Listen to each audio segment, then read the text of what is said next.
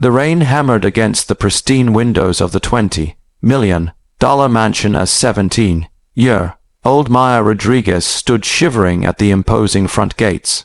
Her worn sneakers were completely soaked through, her thin jacket doing nothing to protect her from the bitter November cold. In her trembling hands, she clutched a crumpled piece of paper with an address that had taken her 3 bus rides to reach.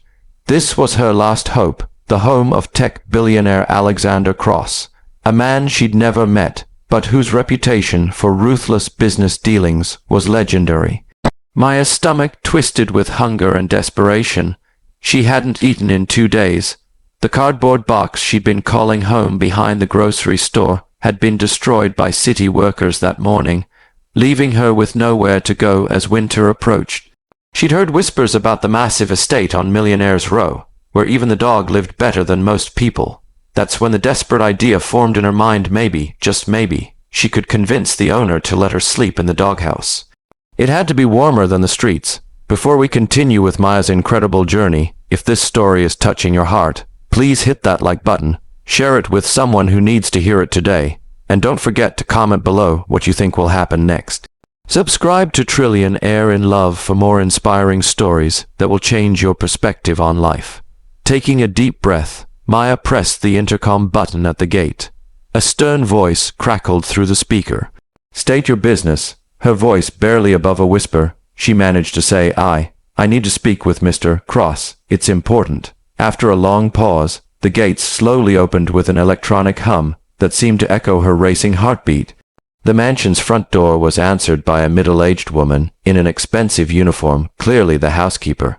"Mr. Cross doesn't see visitors without appointments," she said, already moving to close the door. But Maya's desperation gave her courage she didn't know she possessed. "Please," she said, her voice cracking, "I'm not asking for money or a handout. I just need somewhere warm to sleep. Even your doghouse would be a blessing."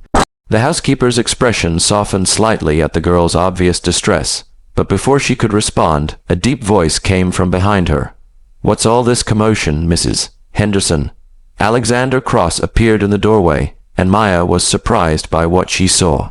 She'd expected someone cold and intimidating, but the man before her had kind eyes behind wire-rimmed glasses, though his expensive suit and confident posture screamed wealth and power. Maya found herself face to face with one of the most successful men in the country, and suddenly her plan seemed absurd. But desperation has a way of making the impossible seem reasonable. "Mr. Cross," she began, her voice shaking, "I know this sounds crazy, but I was wondering, could I please sleep in your doghouse? I promise I won't cause any trouble. I'll leave first thing in the morning. I just need one night somewhere warm and safe." Alexander Cross studied the young girl standing on his doorstep, taking in her soaked clothes, her thin frame, and the determination mixed with fear in her dark eyes. For a moment, complete silence hung between them. Maya prepared herself for rejection, maybe even for security to escort her off the property. What she didn't expect was for him to step aside and say, "Come in before you catch pneumonia. We need to talk." Inside the mansion's grand foyer, Maya felt incredibly small and out of place. Crystal chandeliers hung overhead, and marble floors stretched in every direction. She dripped rainwater onto the pristine surfaces, acutely aware of how she must look to this man who owned more than some small countries. "Mrs. Henderson," Alexander said to the housekeeper, "please bring our guests some hot tea and whatever leftover dinner we have from tonight." As Maya sat in the enormous kitchen, wrapped in a warm blanket and finally getting some food in her stomach, Alexander listened to her story. She told him about her mother's death from cancer 6 months earlier, how the medical bills had consumed their savings, and how she'd aged out of the foster system with nowhere to go. She spoke of trying to finish her senior year of high school while working part-time jobs, of sleeping in shelters when she could get in, and of the growing cold that made street life increasingly dangerous. "You're 17, Alexander said quietly when she finished. "Where's your family?" Maya's laugh was bitter. "My mom was all I had. Her medical bills ate through everything we owned. The apartment, the car, even her wedding ring. I kept going to school because she made me promise I'd graduate, but it's getting harder every day. I missed too many days last month because I was sick, and now I'm behind on everything." Alexander was quiet for a long time, staring into his coffee cup. Maya began to worry that she'd overshared, that he was having second thoughts about helping her.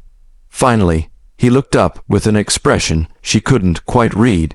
"You know," he said slowly, "I have a confession to make. 25 years ago, I was in a very similar situation to yours." Maya's eyes widened as Alexander began to share his own story. His parents had died in a car accident when he was 16, leaving him with debts and no family. He'd lived in his car during his senior year, showering at the school gym and doing homework by streetlight. A teacher had noticed his situation and helped him apply for scholarships, but even then, his first years of college were a constant struggle between survival and education. "The difference," he continued, "is that I had one person who believed in me when I couldn't believe in myself. Mrs. Patterson, my high school chemistry teacher, didn't just help me with college applications. She saw potential in me that I couldn't see. She challenged me to think beyond just surviving day to day." His voice grew softer. "That's what changed everything for me, someone seeing not just where I was, but where I could go." Maya felt tears streaming down her face as she listened to this successful man describe a past that mirrored her present struggle. "But how did you go from that to all this?" She gestured around the luxurious kitchen. Alexander smiled for the first time since she'd arrived. "Hard work, determination, and a lot of help from people who chose to invest in potential rather than judge circumstances. But mostly, it was having someone believe that my story wasn't over, it was just beginning." "Maya," Alexander said, his voice taking on a serious tone, "I'm going to make you an offer, but I need you to understand something first. What you're going through right now, this isn't your fault, and it's not your final destination. You came here tonight asking to sleep in a doghouse, but I see something in you that you might not see in yourself yet." The proposal he made took Maya's breath away. Alexander offered her a full scholarship to complete her education, not just high school, but college as well. More than that, he offered her a place in his household not as charity, but as part of a mentorship program he'd been developing. She would have her own room, regular meals, and support to catch up on her studies. In return, she would help with research for his educational foundation and eventually mentor other young people facing similar challenges. "I don't understand," Maya whispered. "Why would you do this for me? You don't even know me." Alexander's expression grew thoughtful. "Because 25 years ago, someone took a chance on a kid who had nothing but determination. Because I've spent my adult life building wealth, and I've learned that the best investment isn't in stocks or real estate, it's in human potential." But Maya's response shocked him. She shook her head, tears flowing freely. "I can't accept this. It's too much. I didn't come here looking for handouts or charity. I just needed one night of warmth." Her pride, even in the face of such generosity, impressed Alexander even more. "Maya," he said gently, "this isn't charity. This is an investment. I'm betting on you because I believe you have something special to offer the world. But if you're not comfortable with that, let me propose something different." Instead of the full arrangement he'd initially suggested, Alexander offered Maya a deal. She could work for him part-time while finishing school, earning her place through effort rather than receiving charity. She would help with his foundation's research, assist with correspondence, and gradually take on more responsibilities as she proved herself. The position came with a modest salary and access to the educational resources she needed, but she would earn every opportunity through her own merit. The challenges Maya faced over the following months were substantial, catching up on months of missed schoolwork while learning to navigate an entirely new world wasn't easy. There were nights she stayed up until 3 in the morning, struggling with calculus problems that seemed impossible. There were moments of culture shock when Alexander would take her to business meetings where she had to learn to speak confidently among adults who controlled millions of dollars. The most difficult challenge wasn't academic or professional, it was psychological. Maya struggled with imposter syndrome, constantly wondering if she deserved the opportunities she'd been given. She'd catch herself in mirrors throughout the mansion, still surprised to see herself in clean clothes with a full stomach and a warm bed waiting for her. Some days, the weight of transforming her entire life felt overwhelming, but Alexander proved to be more than just a benefactor. He became a true mentor. When Maya struggled with advanced mathematics, he sat with her for hours, breaking down complex problems into manageable pieces. When she felt intimidated by college preparation, he shared stories of his own academic struggles and the professors who had helped him. Most importantly, when she doubted herself, he reminded her of the courage it had taken to knock on his door that rainy night. 6 months after that desperate evening, Maya stood before her high school's graduation ceremony as valedictorian. Her speech brought tears to many eyes as she spoke about resilience, the power of human kindness, and the importance of never giving up on yourself even when circumstances seem impossible. Alexander sat in the front row, beaming with pride like any parent would. But Maya's transformation went beyond academic success. She'd discovered a passion for helping others in situations similar to her own. Working with Alexander's foundation, she'd developed programs to identify and support homeless students in local schools. Her insights, drawn from lived experience, made these programs more effective than anything designed by well-meaning adults who'd never faced such challenges themselves. The young woman who had once begged to sleep in a doghouse now spoke at conferences about youth homelessness and educational equity. Universities competed to offer her scholarships, and she chose to study social work and business, planning to expand Alexander's foundation's reach. Her story became a testament to the fact that potential can be found in the most unexpected places. 1 year after that life-changing night, Maya returned to the mansion's front gate, not as a desperate teenager seeking shelter, but as a confident young woman with a bright future ahead of her. She stood in the same spot where she'd once shivered in the rain, now wearing a graduation cap and gown, surrounded by friends and found family who had gathered to celebrate her achievements. Alexander joined her at the gate, and together they looked back at the doghouse that had inadvertently started it all, now converted into a small library where Maya tutored other young people in the mentorship program.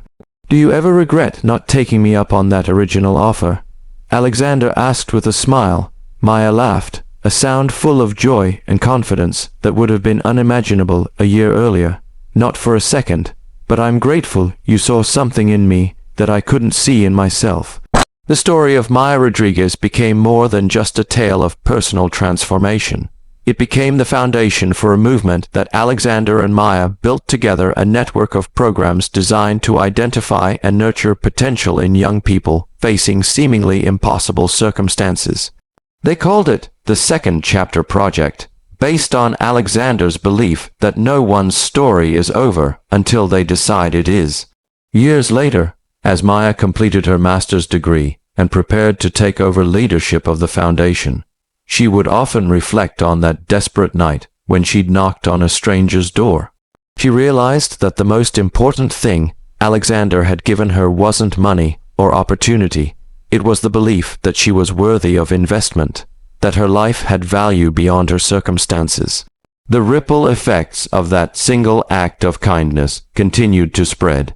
Every young person Maya helped, every life changed through the Second Chapter Project, could trace their transformation back to a rainy November evening when a desperate girl asked a billionaire if she could sleep in his doghouse, and he chose to see potential instead of poverty.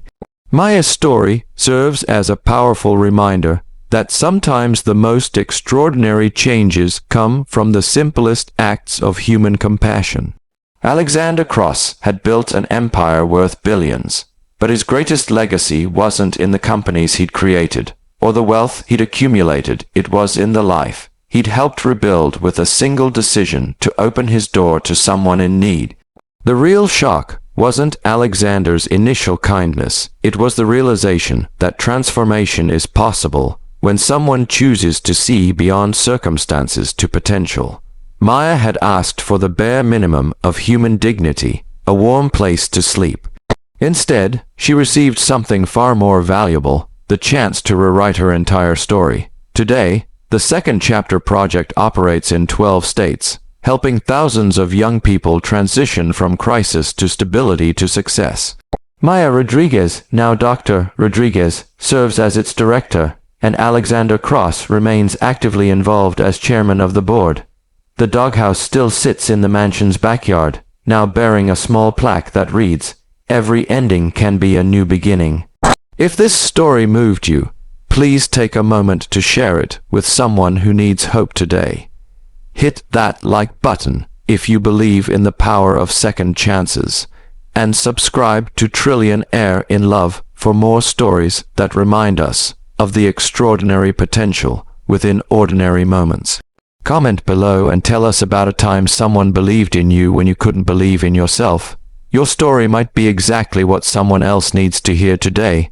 Remember, no matter where you are in life right now, your story isn't over, it's just waiting for its next chapter.